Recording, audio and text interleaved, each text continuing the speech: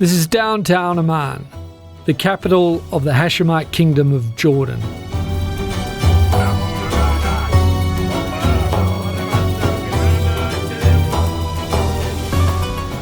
Looking at this bustling city, it is difficult to imagine that in 1918, then a small agricultural village, it was the site of key battles in the last year of the First World War.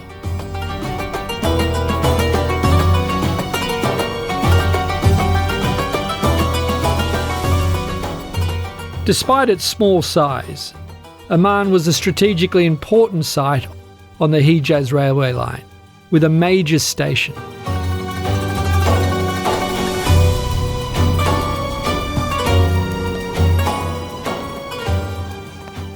Hi, I'm James Brew, an Australian military historian, here to tell you about Australia's role in the military campaign in Jordan in support of the Great Arab Revolt in 1918 against Ottoman rule. Jordan is perhaps one of the least known theatres of World War I. A lot happened here during the war, of which Australian forces played an important role. Amongst the ranks of the Australian Light Horse and other units which fought here in Jordan were many veterans of the Gallipoli campaign. They came from cities, towns and small rural communities across Australia. These forces arrived on the banks of the Jordan River in early 1918. Having fought their way across the Sinai and through then Ottoman-administered Palestine as part of a larger Allied force.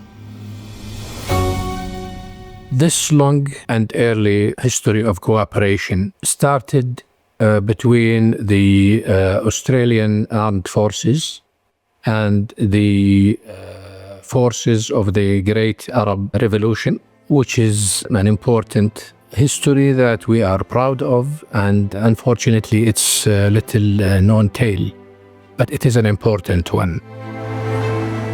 I will tell the story of the Australian World War I involvement in Jordan by starting at the end of the campaign on 28 October 1918 in modern-day downtown Amman. Behind the Hussein Mosque was the old Ottoman Sarai. The flag-raising ceremony that day was the first time the flag of the Great Arab Revolt was raised over Amman. The Great Arab Revolt was led by Sharif Hussein bin Ali, father of Jordan's founding king.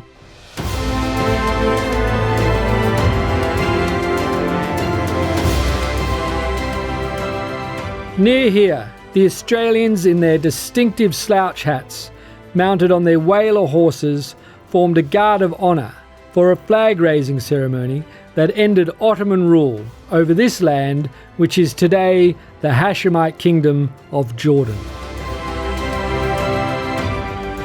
من الملفت إذا بنستحضر صورة رفع علم الثورة العربية الكبرى لأول مرة على مبنى الحكومة في عمان، وجود قوات الثورة العربية الكبرى والأردنيين أثناء المراسم، ووجود القوات الأسترالية تحيط بالأردنيين وقوات الثورة.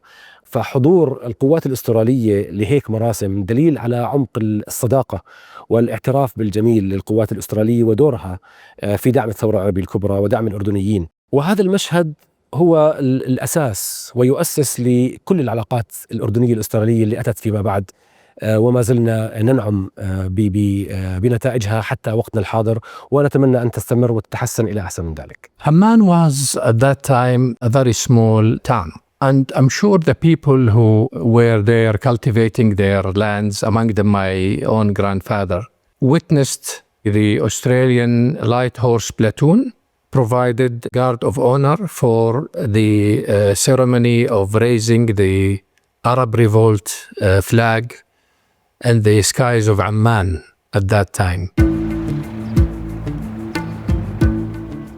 I will now take you to sites where the Australian Light Horse fought under Australian General Harry Chauvel during the campaign from March to November 1918.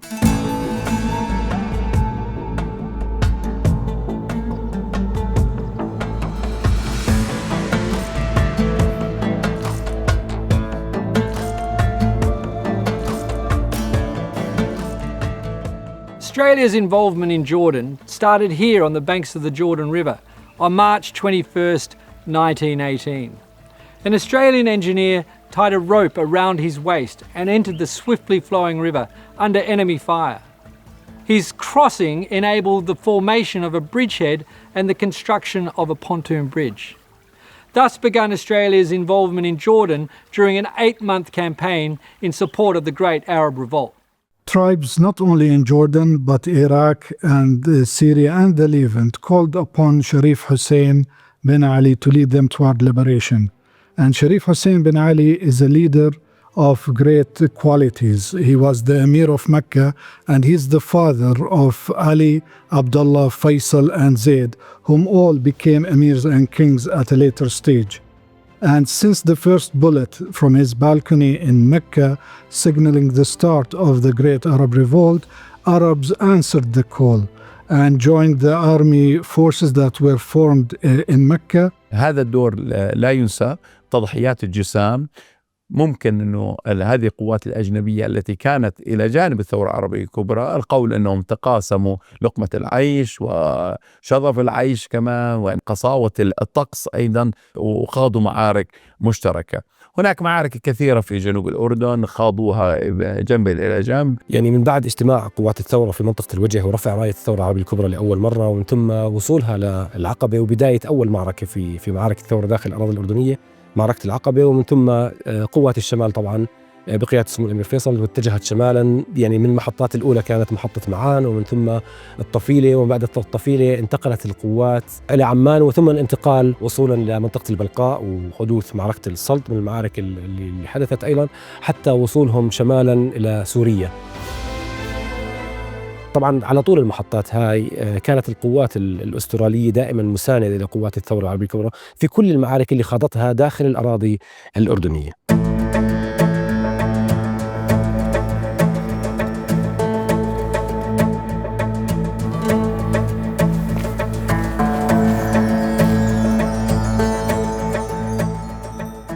I'm now standing on Tel Kefrine in the Jordan Valley.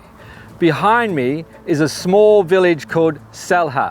It was here that the Australian forces met with the Arab Revolt for the first time.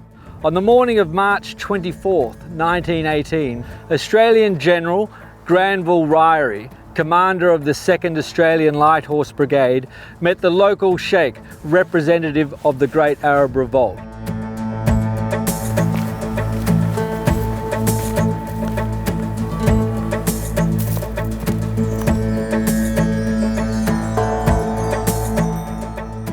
Soon after the initial meeting, General Ryrie was invited to take a traditional coffee with the local sheikh. Later, they were joined by Australian elements of the Imperial Camel Corps. They then entered the foothills of the Moab mountain range. Their objective was Amman, situated high upon the plateau above the Jordan Valley. The light horse spent a long night in rain and wind climbing up these steep mountains on narrow tracks to the Moab Plateau. They were highly vulnerable to attack, but Arab Revolt forces defended and supported the Australians.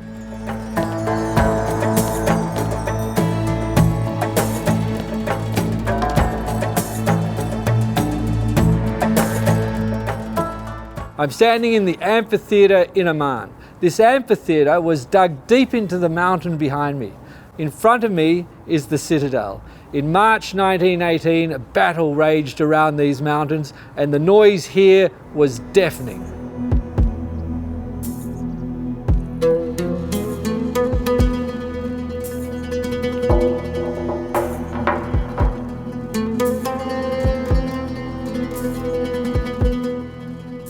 I'm now in the Amman citadel, a site dating back to Neolithic times, with evidence of Hellenic, Roman, Byzantine and Umayyad structures. In late March 1918, Australian forces advanced on Amman. The main objective was to disrupt Ottoman supply lines focused on the Amman railway station. It was also to provide direct support to the Arab Revolt that was fighting in Shobek, Tafila and Karak.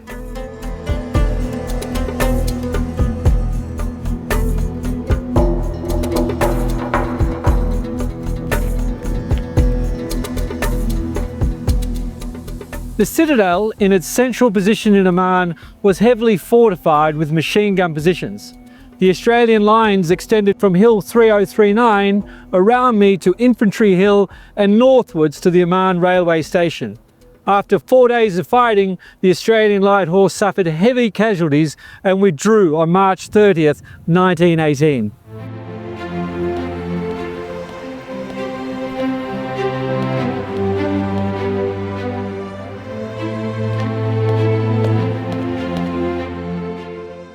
This is the Amman railway station. It remains very similar to what it looked like in 1918. It was the main objective of the Australian Light Horse attack on Amman in March of that year. The main railway station, Amman had a machine shop and a turnstile that could turn train engines 180 degrees from north to south. It was a main logistical hub for the Ottomans. And during the Battle of March 1918, they poured forces into here for the defence of Amman.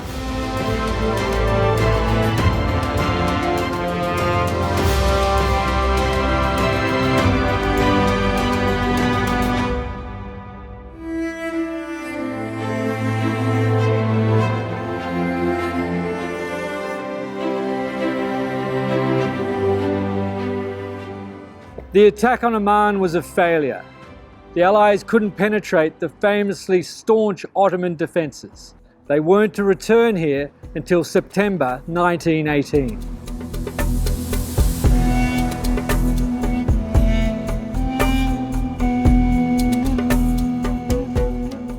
The Battle of Amman had lasted for 4 days. It was marked by attack and counterattack and bloody hand-to-hand fighting. The Australian Light Horse lost more men here than in any other battle outside of Gallipoli.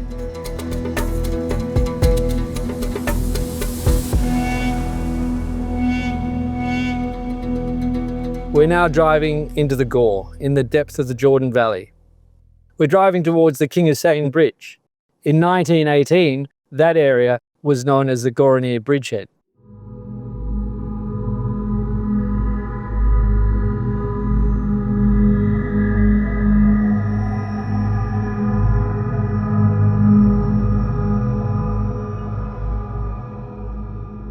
We're now at the Goranir Bridgehead, one of the lowest places on Earth.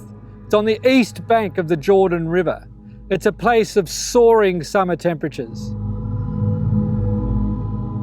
In April 1918, a photograph was taken from here of the 5th Light Horse Regiment, Queenslanders, who were manning this outpost. They were here defending the Goranir Bridgehead. Days later, they were in battle.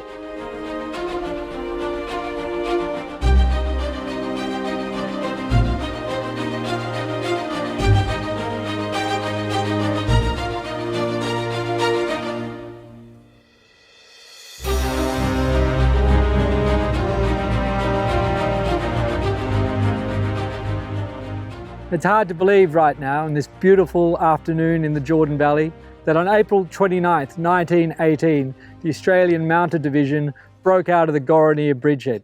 They rode below me towards Damia. There, they were to hold the Ottoman coming from the west. Another part of the Australian Mounted Division then rode due east towards Es Salt, where they were to take the city and hold it. This was the start of the Battle of Es Salt, an important centre for the Ottoman command and its key ally, Germany. This battle aimed to support the Arab Revolt by taking this important command centre.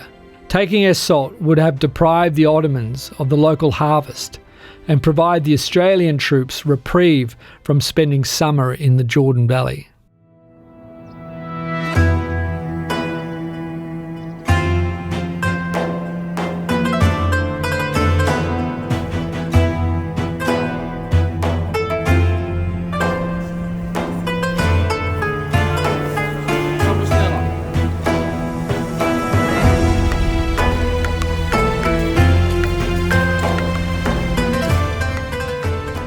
We're now in Es Salt, today a UNESCO World Heritage Site.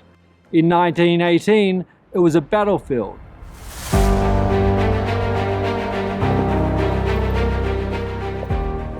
Here in Assault, like in all the battlefields of the campaign, Australian forces worked with and fought alongside fighters of the Arab Revolt. The battle raged from April 30th. By May 3rd, however, with their lines of retreat gradually cut off and surrounded here in Assault, the Australian Light Horse withdrew to the Jordan Valley. With the main road and other exits cut off, the withdrawal itself was via a narrow rocky track over an exposed mountain.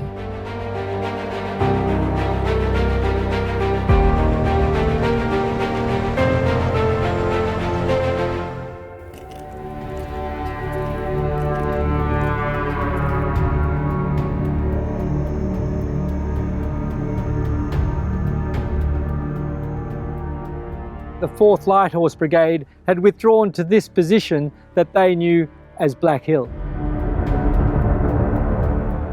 To prevent being cut off, the Australian Light Horse at Black Hill were ordered to hold the line at all costs. With no water, exposed on impenetrable ground, the Australians fought to protect the forces withdrawing from Assault for 3 days and 3 nights. A number of Australians died on this hill, with the remains of many to this day not recovered.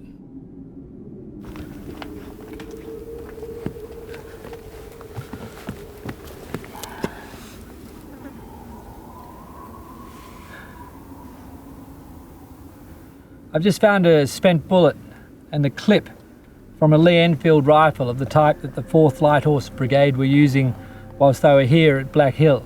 They were in a highly exposed position.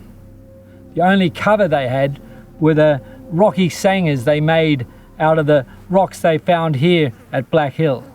They withstood heavy artillery fire and machine gun fire from the Ottoman forces. After suffering heavy casualties, they withdrew.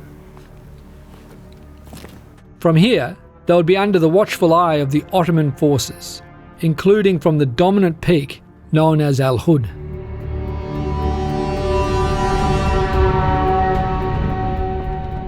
The Ottomans continued to occupy the high ground. They were well entrenched on Al-Hud, from where they could surveil the valley below. In May, General Harry Cheval had a decision to make: either maintain his positions east of the Jordan River or withdraw west. He decided to remain. Behind me at Al-Hud, the Ottomans had a perfect overview of his positions. Below me in the Jordan Valley, the Light Horse were enduring a harsh summer, but they were not idle. In addition to continuous combat, they were constructing 15,000 dummy horses made to look real from a distance. Meanwhile, in Azraq, the forces of the Arab Revolt were buying excessive fodder. These actions kept the Ottomans in anticipation of a looming battle to the east, whereas the plans were for this operation to take place in the west. I wonder about when they were together, about the linguistic, the communications, and everything they had to deal with, getting everyone in line to go against the enemy at that time. In battles such as Assault and Amman, they were very prevalent in the area, and they were very prevalent working with the Arabs.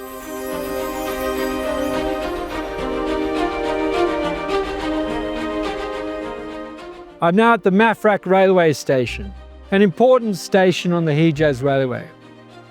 On September 19th, the main Allied assault against Ottoman forces began west of the Jordan River. Soon the Ottomans were in full retreat. The Ottomans began to assemble here at Mafraq, where they posed a threat to the advancing forces of the Arab Revolt headed towards Damascus.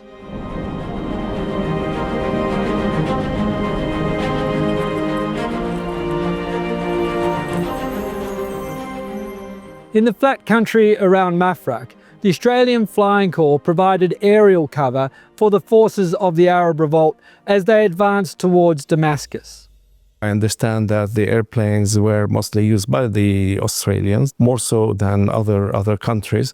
And again, the pictures tell a fantastic story of the work and the fighting that they did together. Amongst the pilots was Captain Ross McPherson Smith, a Gallipoli veteran and former light horseman. In recognition of his role in supporting the Arab Revolt, he was awarded the Order of the Nada by the Sharif Hussein bin Ali. This award was given to those that were recognised to have contributed directly to the success of the Great Arab Revolt. Captain Ross McPherson Smith was one of the Australians to be honoured with this award.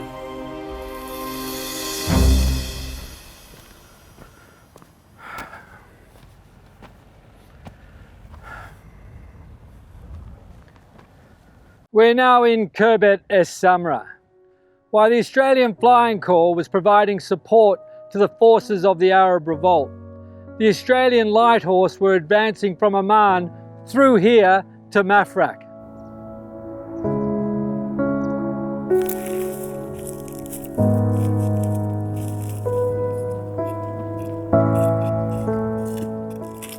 On September 28th, two members of the 1st Light Horse Regiment advanced to this point, Sergeant Brooks and Trooper Radburn.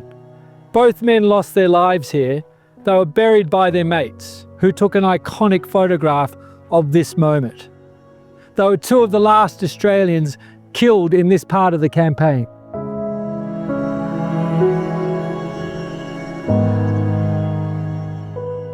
Today, Sergeant Brooke and Trooper Radburn rest in this beautiful part of Jordan, a touching reminder of the human cost of war and the ties that bind Australia and Jordan.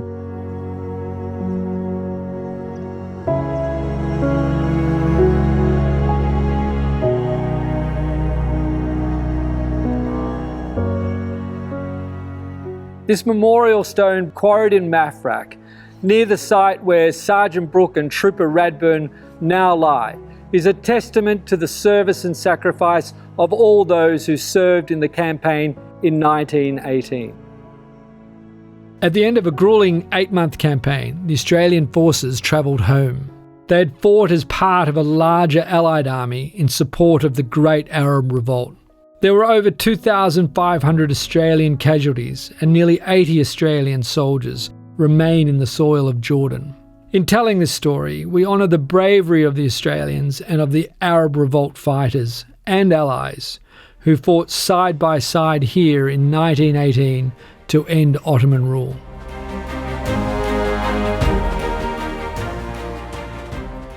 This 1918 campaign, east of the Jordan River, had lasted for 8 months. It cost thousands of Australian casualties. Australians and Jordanians had met in the most difficult of circumstances and in the most trying times. هذا يعكس أنه تاريخنا المشترك بين الأردن وأستراليا تاريخ قديم جدا، فهذا يعني تم في الخوض معارك مشتركة، تم القتال بشكل مشترك، مما يأسس إلى علاقة طويلة الأمد وهي العلاقة المتميزة التي نشهدها الآن بين أستراليا والمملكة الأردنية الهاشمية. This cooperation forged on battlefields during the First World War has laid the foundation of the enduring cooperation and defense relationship between Australia and Jordan.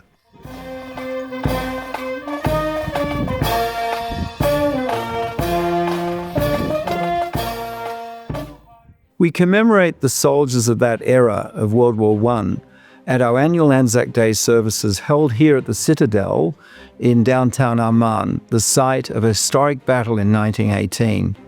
I am pleased that we can shed a spotlight on this inspiring story.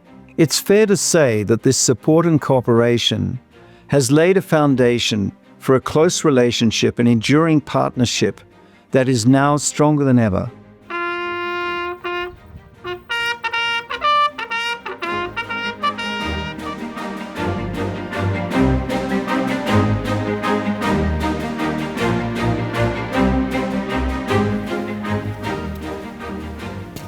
It was the beginning of a partnership, forged under fire, with the forces of Australia and the Arab Revolt working together.